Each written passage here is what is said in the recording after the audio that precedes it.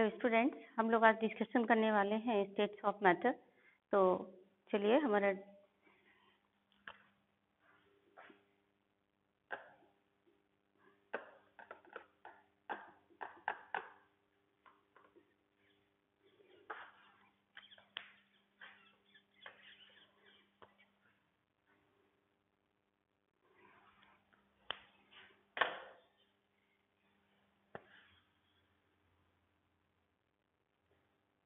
States of matter. तो सबसे पहले यही कि solid, liquid and gas, 3 important states of matter.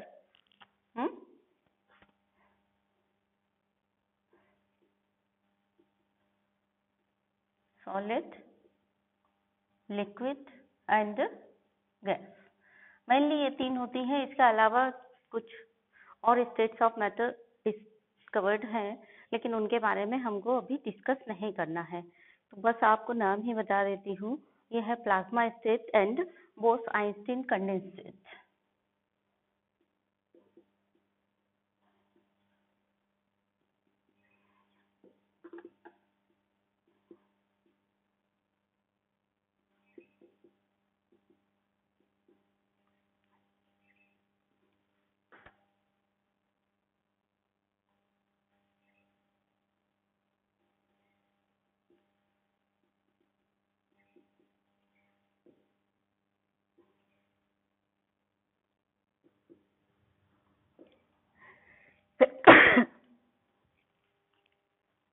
तो these are the 3 states of matter mainly, जिनको कि हम जानते हैं आप लोग, लिक्विड, सॉलिड एंड गैस।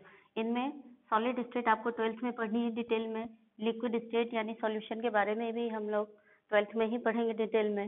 अभी हमको मेनली डिस्कस करना है गैसियस स्टेट के बारे में। प्लाज्मा स्टेट और बोस-आइंस्टीन कंडेंसेट के बारे में भी हमको अभी डिस्कस नहीं करना है। तो चलिए, 3 जो मेन फिजिकल स्टेट है, सॉलिड, लिक्विड एंड गैस, चाहकर हम एक ही सब्सटेंस तीनों फिजिकल स्टेट में रह सकता है। अगर हम पानी की बात करें, जैसे वाटर है, तो वाटर इन लिक्विड स्टेट ये एग्जिस्ट करता है रूम टेम्परेचर पर eight normal temperature and pressure. Water जो है इन लिक्विड स्टेट में कब एग्जिस्ट करता है? रूम टेम्परेचर या हम कहें नॉर्मल टेम्परेचर एंड प्रेशर, यहाँ पर ये लिक्विड स्टेट में एग्जिस्ट करेगा। अगर हम इसको हीट कर दें यानी टेम्परेचर दे दें तो क्या होगा? इसको अगर हम हीट करेंगे तो हीट करने से ये वेपर में कन्वर्ट हो जाता है। ये पता है आपको, सब कुछ 9th क्लास वाला है। कब होता है ये?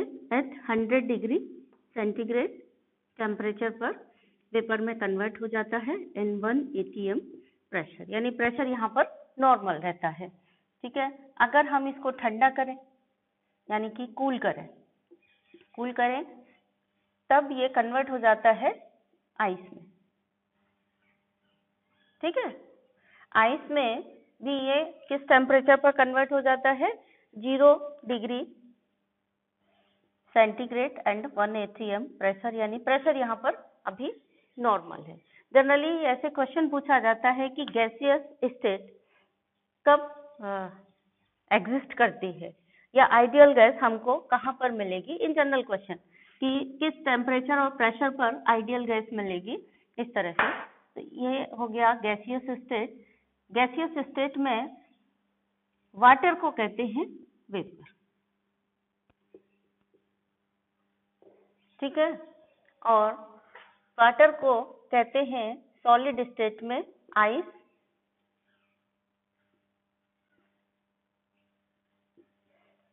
और ये 3 फिजिकल स्टेट हो गई, solid, liquid and gas state. ठीक है। अब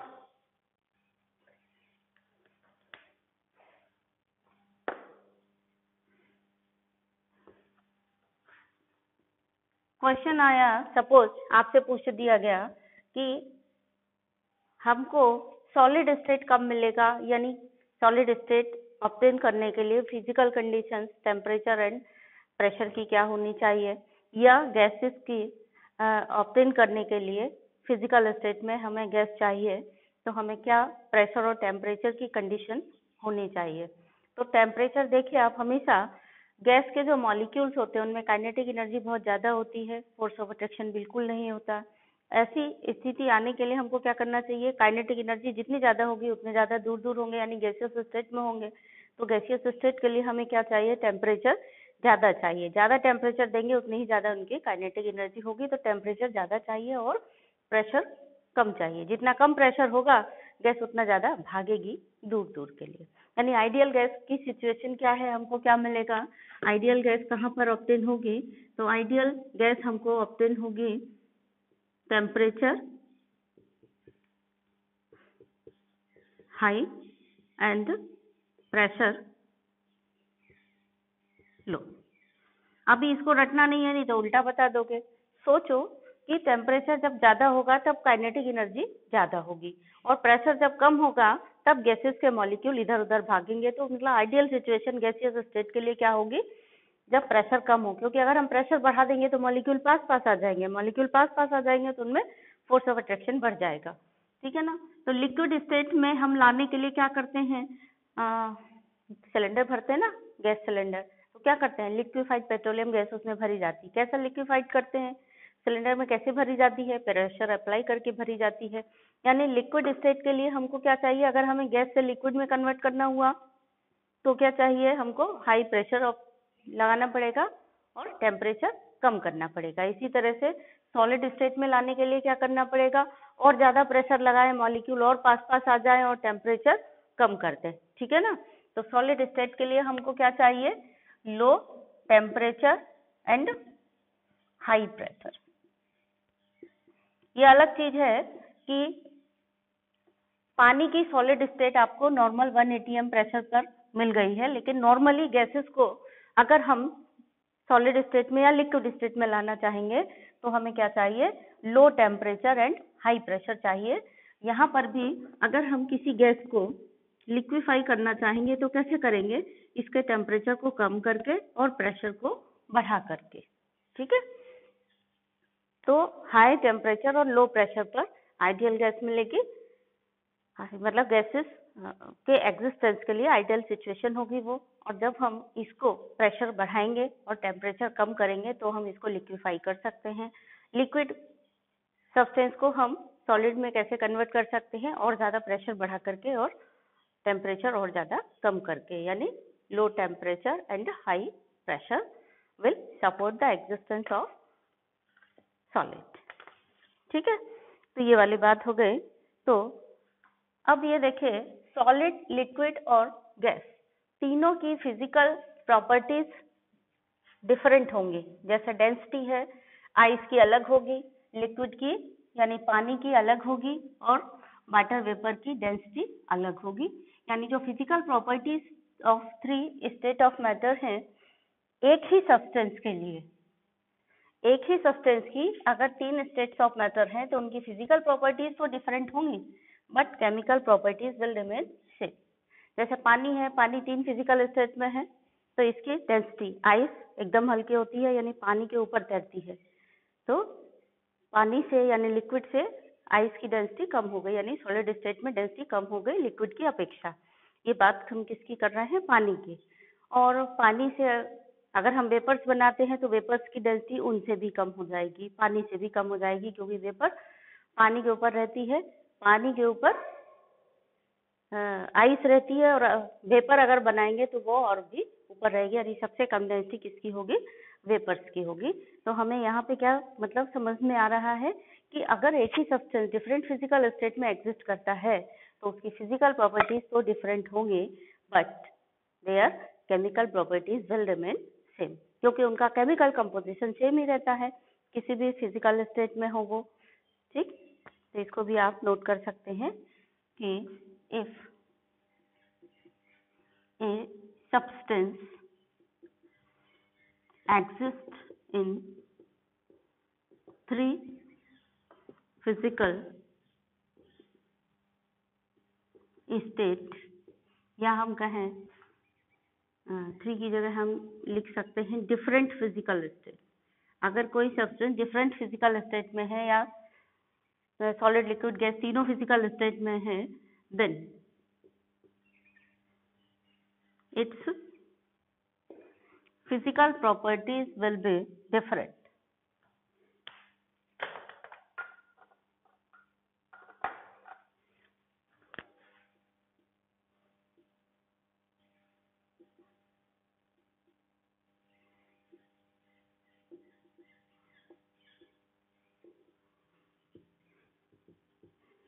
Will be different, but chemical properties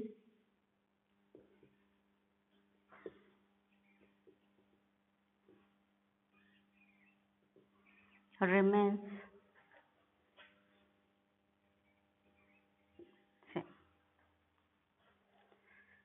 ये आपको ध्यान रखना है. अगर बाई चांस इस पे कुछ क्वेश्चन आता है कि डिफरेंट फिजिकल स्टेट में आइस की केमिकल प्रॉपर्टीज क्या पानी की केमिकल प्रॉपर्टीज से डिफरेंट होगी? नो, सेम होगी. केमिकल प्रॉपर्टी सेम होगी, फिजिकल प्रॉपर्टीज डिफरेंट होंगी. Then particles of matter. अब थोड़ा सा ये सॉलिड लिक्विड स्टेट में एग्जिस्ट होने का कारण क्या है कि कभी वही सब्सटेंस सॉलिड लिक्विड में एग्जिस्ट कर रहा है, कभी लिक्विड स्टेट में एग्जिस्ट कर रहा है. इसका कारण क्या है? सॉलिड स्टेट में फोर्स ऑफ अट्रैक्शन हाईएस्ट होते हैं मॉलिक्यूल्स के बीच में, और एस्केपिंग टेंडेंसी बहुत कम होती है. लिक्विड स्टेट में फोर्स ऑफ अट्रैक्शन थोड़े से कम हो जाते हैं और एस्केपिंग टेंडेंसी थोड़ी सी बढ़ जाती है. गैसियस स्टेट में क्या होता है? मॉलिक्यूल को किसी से कोई मतलब नहीं है एक दूसरे से, उनकी काइनेटिक एनर्जी हाईएस्ट है, फोर्स ऑफ अट्रैक्शन उनके बीच में बिल्कुल नहीं है, तो उनकी एस्केपिंग टेंडेंसी बढ़ जाती है और फोर्स ऑफ अट्रैक्शन एकदम नेग्लाइजेबल हो जाते हैं. यानी कौन से मेन फैक्टर्स हैं जो काम कर रहे हैं? या तो temperature, pressure and force of attraction and escaping tendency. ठीक है. तो if inter molecular force of attraction are greater than escaping tendency. escaping tendency मतलब भागने की टेंडेंसी. भागने की टेंडेंसी मतलब एक मॉलिक्यूल से दूसरे मॉलिक्यूल को दूर भागने की जो टेंडेंसी है उसको हम एस्केपिंग टेंडेंसी कहते हैं. ठीक है ना. तो substance will exist as solid. यानी इंटरमॉलिक्यूलर इंटरेक्शंस ज्यादा है और फोर्स एस्केपिंग टेंडेंसी कम है. अगर intermolecular interactions attraction forces are equal to escaping tendency, दोनों ही बराबर है, तो मॉलिक्यूल भाग भी नहीं पाएगा और पास भी नहीं रह पाएगा. यानी किस स्टेट में एग्जिस्ट करेगा? Exist as liquid. और जैसे ही एस्केपिंग टेंडेंसी बढ़ जाएगी, देन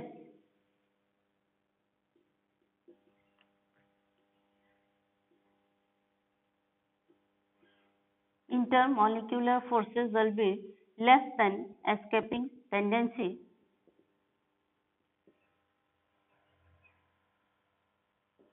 Then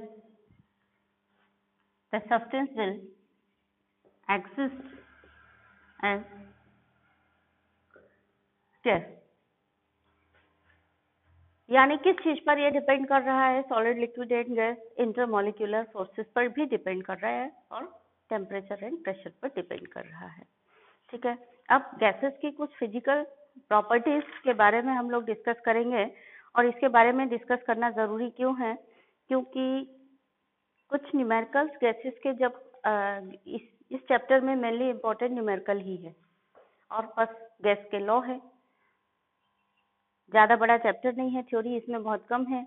तो न्यूमेरिकल को अंडरस्टैंड करने के लिए हमें इसमें जो फिजिकल प्रॉपर्टीज है, हालांकि 9th क्लास की है, ये आप सबने पढ़ रखी हैं, पर फिर भी मैं एक बार आपको उसकी तरफ रिमाइंड कराना चाहती हूँ.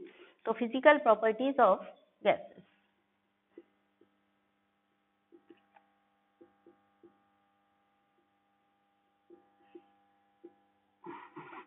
खास पर बात पर आपको जो ध्यान देना है कि गैसेस हाईली कंप्रेसिबल होती हैं, उनको हम कितना भी कंप्रेस कर सकते हैं।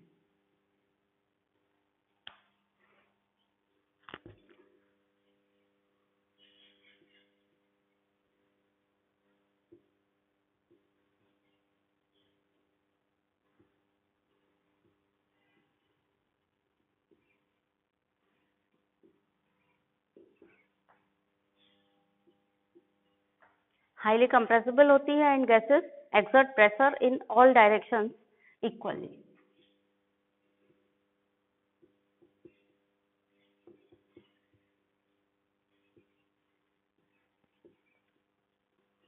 In all directions equally.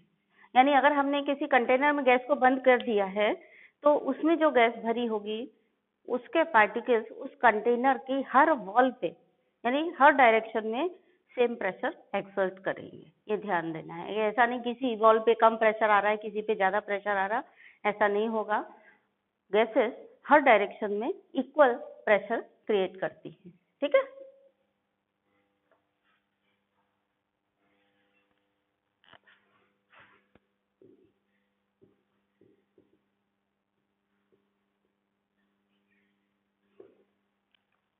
Then next है gases have much lower density than the solid and liquid state.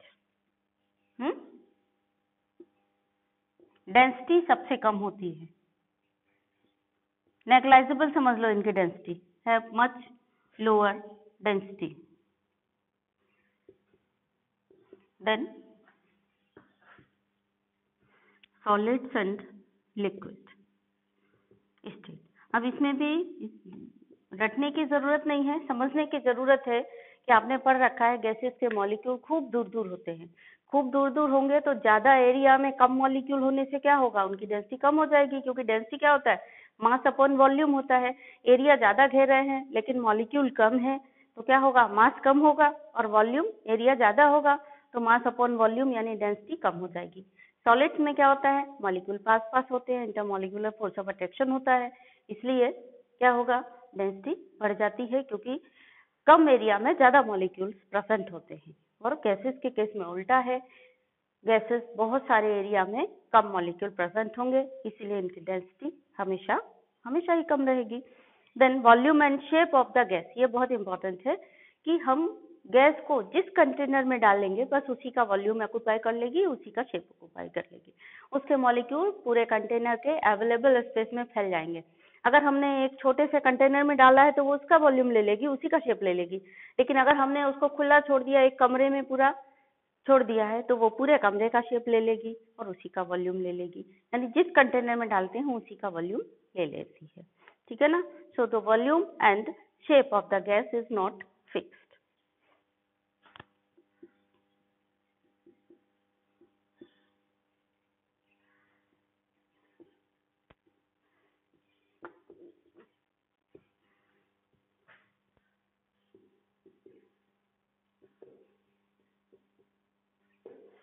ये फिक्स्ड नहीं है, ना तो शेप ना volume, and shape of the container in which they are kept, the gases occupy the shape of that container.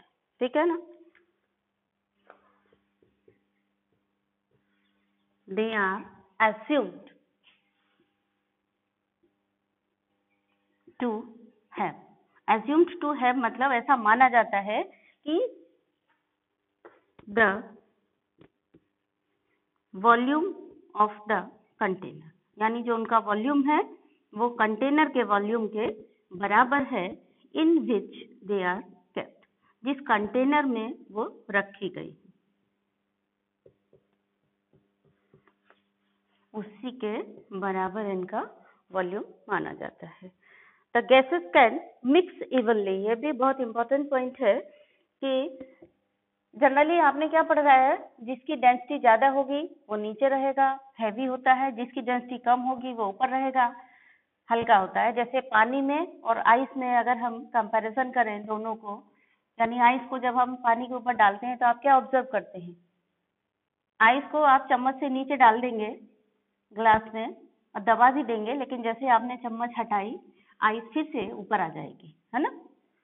क्यों आ जाती है? क्योंकि उसकी डेंसिटी कम होती है, यानी कम डेंसिटी वाला ऊपर रहेगा।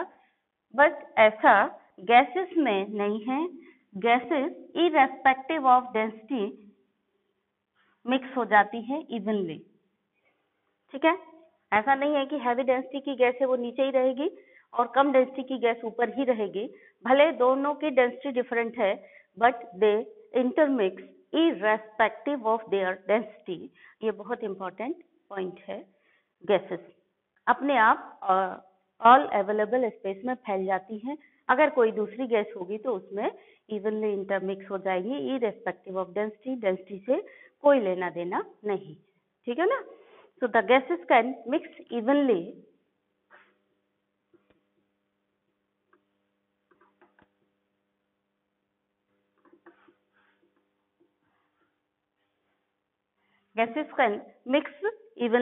and completely in all proportions.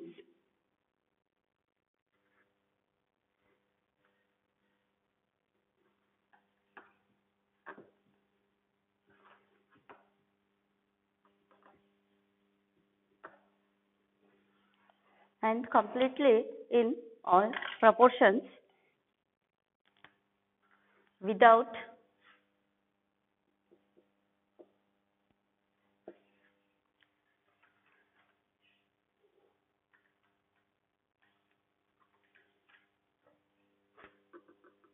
any mechanical aid. बिना किसी सहायता के, बिना किसी मैकेनिकल एड के हम वो अपने आप इंटरमिक्स होंगी। इसको लॉ ऑफ डिफ्यूजन बोलते हैं, यानी डिफ्यूज हो जाती है गैसेस ऑल अवेलेबल स्पेस में, ठीक है। सो गैसेस में जितनी भी प्रॉपर्टीज होती हैं गैसेस की, वो किसके कारण होती हैं? नेग्लिजिबल फोर्सेस ऑफ अट्रैक्शन के कारण होती हैं। और किसके कारण होती हैं? काइनेटिक एनर्जी गैसेस के मॉलिक्यूल्स की हाईएस्ट होती है, उसके कारण होती है, ठीक है। सो मेनली ऑल प्रॉपर्टीज, ये चीज आपको थोड़ा सा ध्यान रखनी है, of gases are due to negligible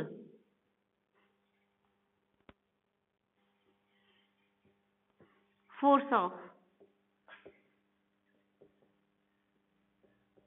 attraction and highest force of negligible force of attraction between molecule, है ना।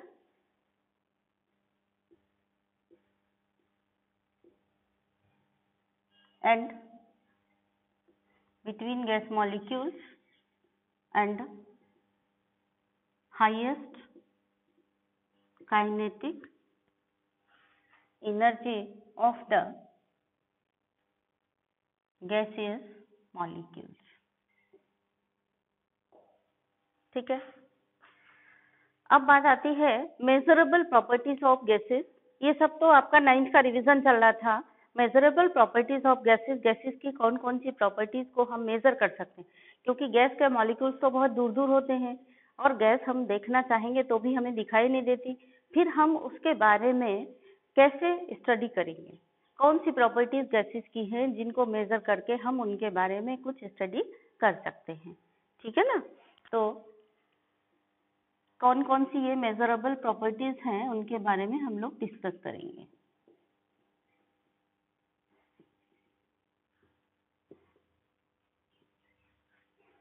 मेजरेबल प्रॉपर्टीज ऑफ गैसेस, ये है आपके मास,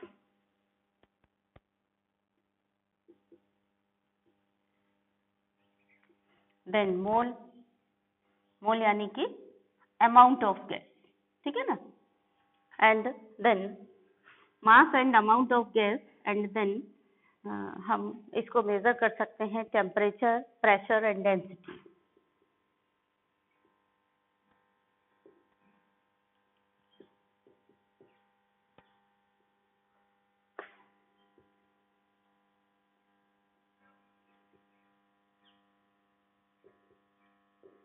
एंड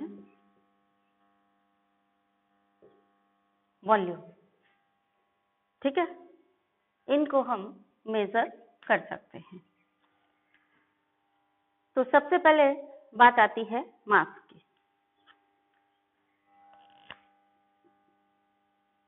मास को कैसे मेजर करेंगे? गैस को, गैस तो दिखाई नहीं देती, फिर मास कैसे मेजर होगा? मास कैसे मेजर होगा? जिस कंटेनर में गैस हमने भरी है उस कंटेनर के वेट में कितना इंक्रीज हुआ है, उसी को हम मास ऑफ गैस कहेंगे। सपोज हमारे पास एक, पहली बात तो यहाँ पर हम इसमें ये याद रखेंगे, मेजर इन ग्राम। हमेशा मास को ग्राम में लिखेंगे जब भी हम कैलकुलेशन कर रहे हैं। तो किसी और यूनिट में दिया है तो हम उसको पहले ग्राम में कन्वर्ट कर लेंगे, ध्यान रखना। ये सारी मेजरेबल प्रॉपर्टीज के बारे में आप जो कुछ भी पढ़ रहे हैं, जितने अच्छी तरह से आपने उनको समझा होगा उतनी जल्दी आप न्यूमेरिकल को अंडरस्टैंड करके उसमें वैल्यू प्लेस करके उसको कैलकुलेट कर पाएंगे। ठीक है ना? सो मेजर्ड इन ग्राम। सपोज हमारे पास एक एम्प्टी कंटेनर है और इसका मास है, मास ऑफ कंटेनर ये है x ग्राम। ठीक, अब हमने इस कंटेनर में भर दी गैस।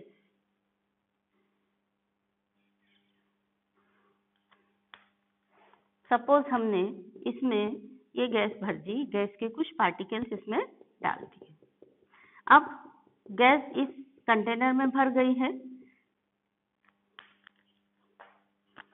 तो अब इसका अगेन मास अगर हम मेजर करेंगे तो ये हो जाएगा mass of container plus mass of gas. ये सपोज अगर है बाई ग्राम। ठीक है, ये वाला था x ग्राम, ये है y ग्राम। तो मास ऑफ गैस क्या होगा?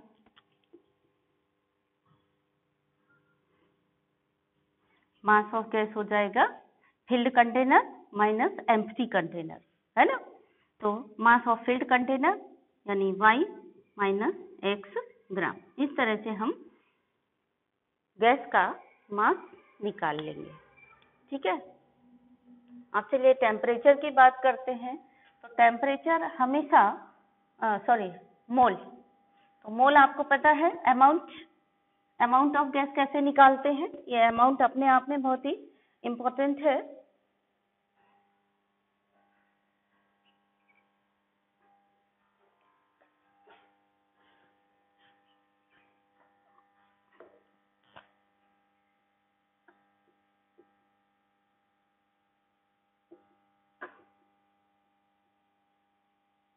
Amount of gas, amount of gas यानी इसको हम N से डिनोट करते हैं। तो N यानी इसी को हम कहते हैं नंबर ऑफ मोल्स।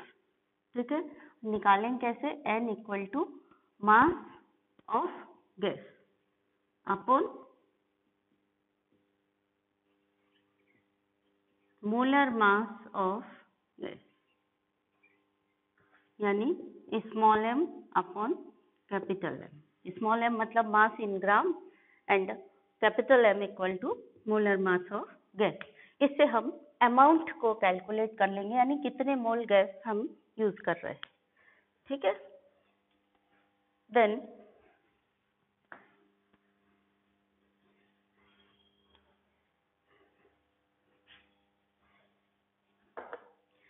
इसके बाद नेक्स्ट है टेम्परेचर।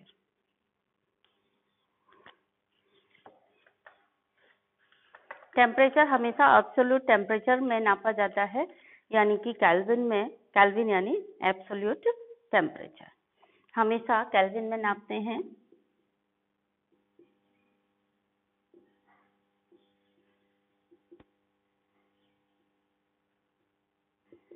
मेजर्ड इन केल्विन, यानी के से डिनोट करते हैं इसको, बड़ा वाला कैपिटल के। के क्या है? SI unit of temperature. कभी कभी ये क्वेश्चन भी आता है कि SI यूनिट ऑफ टेम्परेचर क्या है?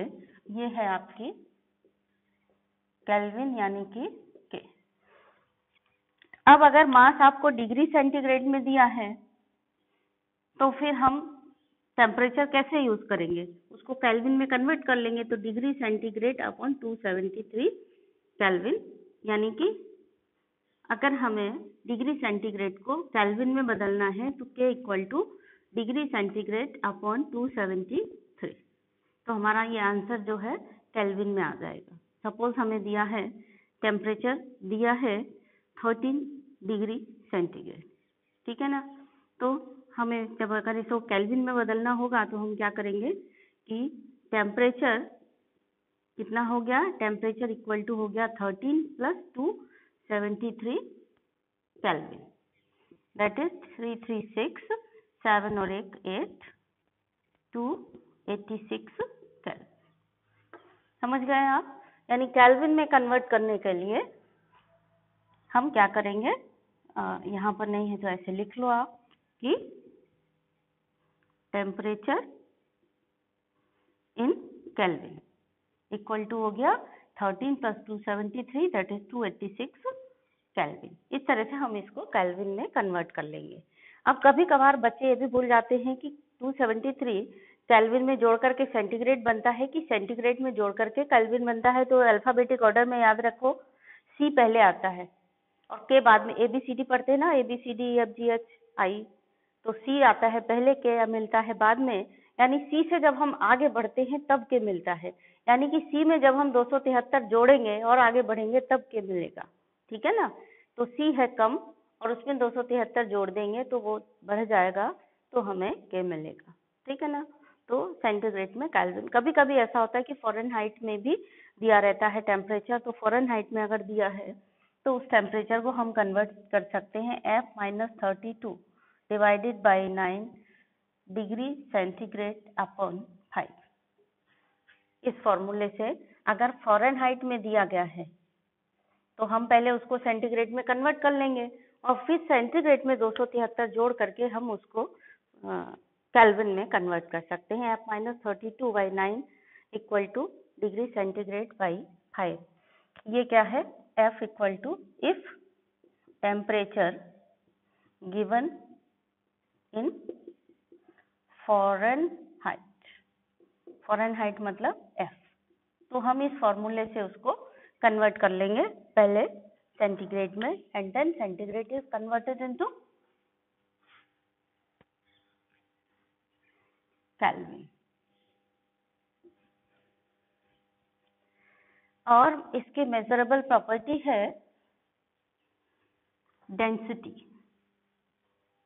ये सारी मतलब हम जब न्यूमेरिकल करेंगे तो हमें यही मेजरेबल प्रॉपर्टी दी जाएंगी और हमें कुछ वैल्यूज निकालने के लिए बोला जाएगा।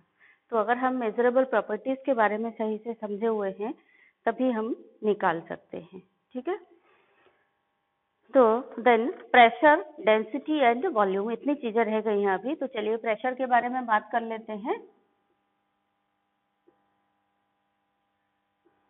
प्रेशर हमने क्या बताया था आपको, force exerted by the gas on the wall of container ना, is the force exerted by the gas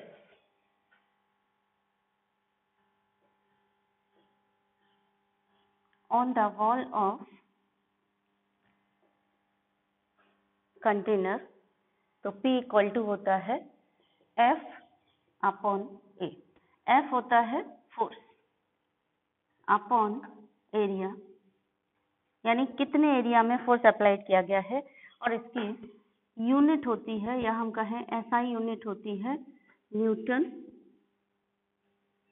पर मीटर स्क्वायर, ठीक है। लेकिन हम जब हम केमिस्ट्री में यानी स्टेट्स ऑफ मैटर वगैरह के कैलकुलेशन करते हैं तो ये न्यूटन पर मीटर स्क्वायर में न लेकर के हम प्रेशर की यूनिट लेते हैं पास्कल, ठीक है। तो न्यूटन पर मीटर स्क्वायर ये होता है पास्कल के बराबर। पास्कल यानी इसको शॉर्ट फॉर्म में PA से डिनोट करते हैं, ठीक है। जब हम न्यूमेरिकल प्रॉब्लम सॉल्व करते हैं तो प्रेशर की यूनिट जनरली एटीएम में ली जाती है, 1 एटीएम। नॉर्मल गैस पर जो हम यूज कर रहे हैं प्रेशर, दैट इज 1 एटीएम। तो 1 एटीएम लेंगे हम, यानी यूनिट लेंगे हम एटीएम में। तो 1 एटीएम में कितने पास्कल होते हैं? 1 एटीएम में होते हैं 101/325 पास्कल। 101/325। मैंने इसको 3 डिजिट में मिलाकर के याद किया हुआ है, ऐसे आप भी कर सकते हैं। तो 1 एटीएम इक्वल टू 101/325 पास्कल। और अगर हम किलो पास्कल में कन्वर्ट करना है तो 10(1)(3)(2)(5 अपॉन 10⁻³ कर दिया, यानी अपॉन में 10⁻³ कर दिया। तो अब ये हो गया kPa। kPa मतलब किलो पास्कल, 10⁻³ कर दिया। तो ये कितना आ गया? 1 ATM इक्वल टू 101.325 kPa। आपको इसकी जरूरत सबकी पड़ेगी, ये कन्वर्जन, यूनिट कन्वर्जन की जरूरत पड़ेगी आपको 12th में जब न्यूमेरिकल करेंगे सॉल्यूशन के चैप्टर के, तब भी पड़ेगी और अभी भी पड़ेगी। जब आप न्यूमेरिकल करेंगे तो इनको यूनिट्स को ध्यान में रखिए, ठीक है। ये होता है, अगर mmHg की बात करें तो 1 ATM इक्वल टू इतने किलो पास्कल या फिर 760 mmHg के बराबर होता है। अगर हम सेंटीमीटर की बात करें तो यही 76 सेंटीमीटर ऑफ, यानी 76 cm/Hg के बराबर होगा। और 1 ATM होता है 0.987 बार, ठीक है। या अप्रोक्सीमेटली अगर हम कहें तो 1 ATM इक्वल टू 1 बार हम कह सकते हैं, क्योंकि 0.987 1 बार के ही बराबर हो गया, यानी 1 बार अप्रोक्स, ठीक है। तो जब 1 ATM 1 बार के बराबर है तो 1 बार भी इसी के बराबर होगा। तो हमारे पास आ गया 1 ATM equal to 10325 pascal, that is 1 bar के भी बराबर होता है ये। तो आपको ये भी याद रखना है। ये सारे मतलब आपको कनेक्शंस याद रखने हैं इंटर कन्वर्जन के लिए, अगर कहीं करना पड़े तो। जनरली हम जब कैलकुलेशन करते हैं तो एटीएम में यूनिट लेते हैं। देन बात करते हैं हम वॉल्यूम की।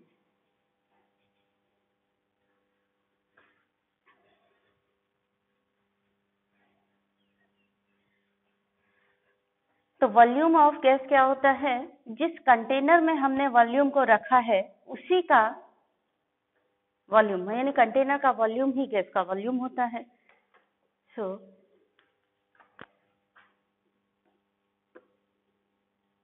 Volume of the gas is the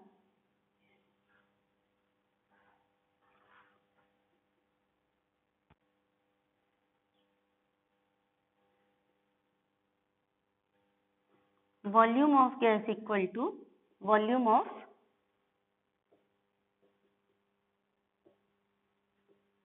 container. Suppose हमारे पास एक कंटेनर है जिसका वॉल्यूम है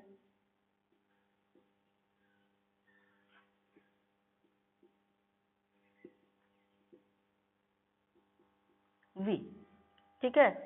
अब अगर हमने इसमें कुछ गैस के पार्टिकल्स डाल दिए, ठीक है, ये डाल दिए इसके अंदर, ये है गैस A।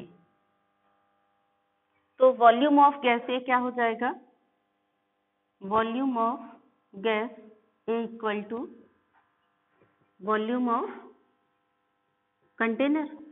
कंटेनर का वॉल्यूम यहाँ पर क्या है? V है, तो गैस का वॉल्यूम भी V हो गया। ऐसे हम समझेंगे, ठीक है।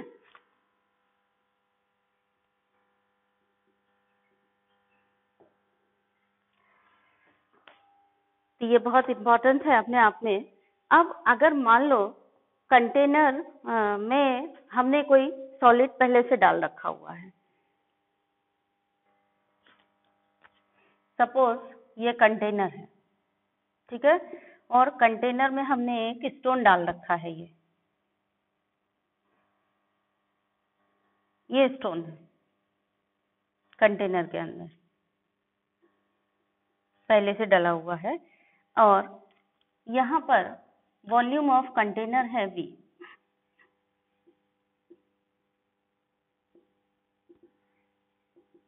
ठीक, और वॉल्यूम ऑफ स्टोन है Z। अब हमने यहाँ पर कोई गैस फिल कर दी, सपोज हमने ये गैस फिल कर दी इसमें। अब इस गैस का वॉल्यूम क्या होगा? तो आपने थ्योरेटिकली पढ़ रखा है कि गैस का वॉल्यूम इक्वल टू कंटेनर का वॉल्यूम, है ना? तो आप फिर क्या लिख दोगे? कंटेनर का वॉल्यूम कितना है V, सो गैस का वॉल्यूम भी कितना हो गया? कितना हो गया? Volume of gas equal to volume of container minus volume of stone. ध्यान देना है, क्योंकि वॉल्यूम वो होगा, वो फ्री स्पेस जिसमें गैस के पार्टिकल घूम फिर सकते हैं। ये सॉलिड है, यहाँ पे गैस के पार्टिकल घूम फिर नहीं रहे हैं। गैस के पार्टिकल कहाँ घूम रहे हैं? केवल फ्री अवेलेबल वॉल्यूम में घूम रहे हैं। इसलिए अब गैस का वॉल्यूम क्या हो जाएगा? कंटेनर के वॉल्यूम में से स्टोन का वॉल्यूम घटा देंगे। इस टाइप का जब कुछ क्वेश्चन बनेगा तो ये थोड़ा सा हाई लेवल का क्वेश्चन हो गया आपको समझने के लिए, क्योंकि आप यही वाली गलती करेंगे। पता है CBSE को भी पता है कि बच्चे वाली गलती करेंगे, तो इसी टाइप से कोई क्वेश्चन बना करके आपको दे दिया तो आपने वॉल्यूम गलत लिखा तो आपका आगे का भी गलत हो जाएगा। तो यहाँ पे आपको ये ध्यान रखना है। एक और कंडीशन यहाँ पर आती है, सपोज कंटेनर है ये, उसका वॉल्यूम कंटेनर का है V, और हमने इसमें हमारे पास फिलहाल में दो गैसेस हैं। एक है गैस A, ठीक है, ये भरी हुई है, ठीक, और एक है हमारे पास गैस B।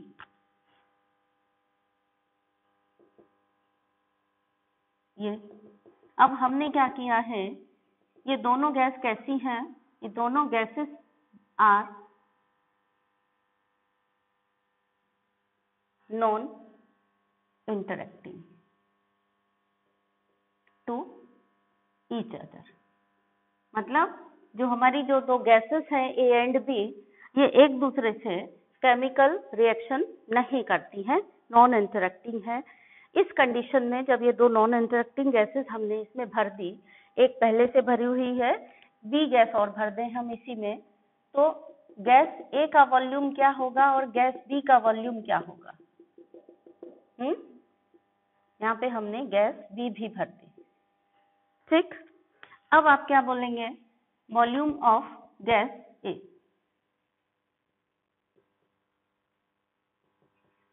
कितना होगा? तो आप तुरंत कहेंगे कंटेनर का वॉल्यूम डिवाइडेड बाई आधा, क्योंकि दो गैसेस भर दी हैं तो एक गैस के हिस्से में आधा वॉल्यूम आ गया, बट ये आंसर गलत है आपका। तो volume of gas A is equal to volume of container.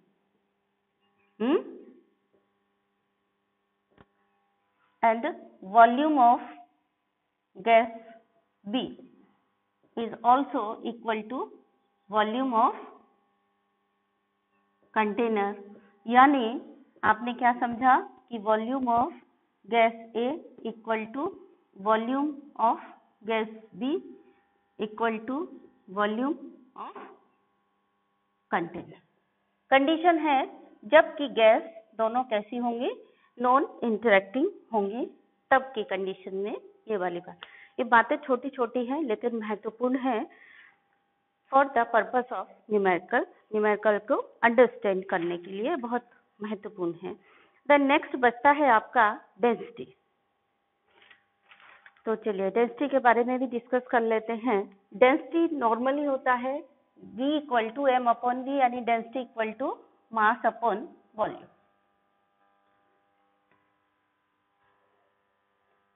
तो यहाँ पे जब हम गैसेस की डेंसिटी की बात करते हैं तो गैसेस में दो तरीके की डेंसिटी होती है। एक को हम बोलते हैं वेपर डेंसिटी और एक दूसरी होती है जिसको कि हम बोलते हैं एब्सोल्यूट डेंसिटी, ठीक है ना। नॉर्मली डेंसिटी क्या होता है? Density equal to D equal to M upon V, यानी मास अपॉन वॉल्यूम, ठीक है। यहाँ पे जब हम गैस के डेंसिटी की बात करेंगे तो डेंसिटी ऑफ गैस दो तरीके की होती है, एक होती है एब्सोल्यूट डेंसिटी और एक होती है वेपर डेंसिटी। वेपर डेंसिटी क्या होती है? Vapour density is a comparison कि how many times any gas is heavier than hydrogen. यानी वेपर डेंसिटी किसी भी अगर इसकी निकालेंगे हम तो वेपर डेंसिटी इज क्या है? Comparison that how many times a gas is heavier than the H2 gas। ठीक है ना? यानी vapour density of A gas will be equal to density of gas, ठीक है, अपॉन H2। ठीक है,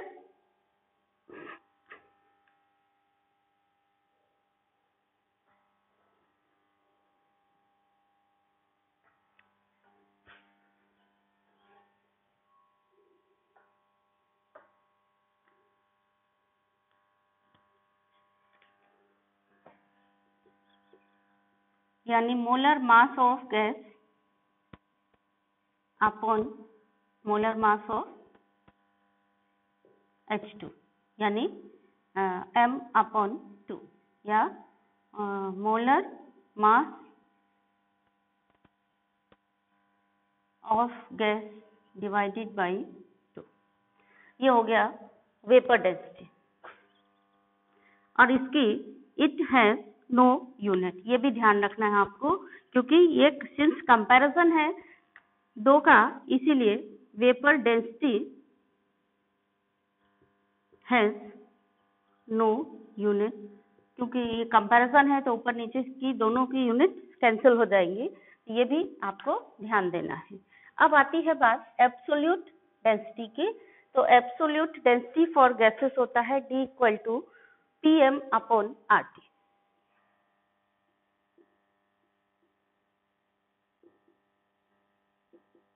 डेंसिटी ऑफ गैस ये है D equal to PM upon RT। Here P is the pressure of gas, M is the molar mass of gas, R is the gas constant और इसकी value जो होती है वो फिक्स होती है। यहाँ इसके केस में 0.0821 लीटर ATM पर मोल पर केल्विन इसकी यूनिट होगी। ठीक है, थर्मोडायनेमिक्स में भी हम इसकी यही यूनिट लेते हैं। थर्मोडायनेमिक्स में इसकी यूनिट आर की यूनिट डिफरेंट होती है, जूल केल्विन होती है, और इसकी जो जूल केल्विन इनवर्स होती है और इसकी वैल्यू होती है 8.314 थर्मोडायनेमिक्स के लिए, क्योंकि वहाँ यूनिट चेंज हो जाती है। यहाँ पे यूनिट दूसरी है, क्योंकि हम प्रेशर की यूनिट एटीएम ले रहे हैं, इसलिए गैस कांस्टेंट की ये वाली यूनिट लेंगे। आप नोट लगा लीजिए, यहाँ पे ये वाली यूनिट है। जब आप 12th में पढ़ेंगे वहाँ भी प्रेशर एटीएम में लेते हैं, तो वहाँ भी एटीएम में प्रेशर है, तो यही यूनिट सॉल्यूशन चैप्टर में भी चलेगी। लेकिन थर्मोडायनेमिक्स के चैप्टर में हम दूसरी यूनिट लेते हैं, तो वहाँ पर ये जूल केल्विन इनवर्स में इसकी 8.314 वैल्यू होती है गैस कांस्टेंट की। तो R is the gas constant and T is the absolute temperature.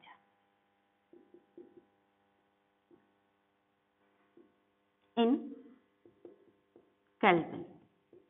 अब बात ये आती है कि ये आया कहाँ से, ये D equal to PM upon RT कहाँ से आया? मुझे तो ये इक्वेशन आज तक याद नहीं है, और हाँ इसको बना सकते हैं हम, डिराइव कर सकते हैं। अगर क्वेश्चन आया तो हम डिराइव कर सकते हैं। तो ये आई कहाँ से? ये आ गई, आइडियल गैस इक्वेशन होती है PV इक्वल टू nRT, यहाँ से आई है ये। ठीक है, तो PV, P तो हो गया ये v की जगह हम क्या रख सकते हैं, ये वाला v, यहाँ पे क्या आ रहा है, v इक्वल टू आ रहा है m/d। तो यहाँ पे हम v को रिप्लेस कर दें, कहाँ से, मोलर मास अपॉन d से। मोलर मास नहीं है ये, स्मॉल m है ये वाला, स्मॉल m मतलब मास। तो यहाँ पे हमने लिख दिया ये m, मास अपॉन d, बड़ा वाला m है तो मोलर मास हो जाएगा। अब ये है RT। n की वैल्यू भी हम रिप्लेस कर सकते हैं। n की वैल्यू को कैसे रिप्लेस कर सकते हैं, n की वैल्यू को रिप्लेस कर सकते हैं मास अपॉन मोलर मास, पढ़ रखा है ना आपने। और v की वैल्यू यहाँ से हमने रिप्लेस कर दी, ये d equal to m upon v से, ये हमने निकाल लिया था कि v की वैल्यू आ रही है m अपॉन d, तो यहाँ पे हमने v की जगह रख दिया m अपॉन d। अब हम क्या करते हैं, देखिए ये मास इधर भी है इधर भी है, ये दोनों कट गए, कैंसिल हो गए आपस में, बचा क्या, ये बचा P upon D equal to RT upon M। अगर हम D को इधर ले गए तो हमारे पास क्या आ जाएगा,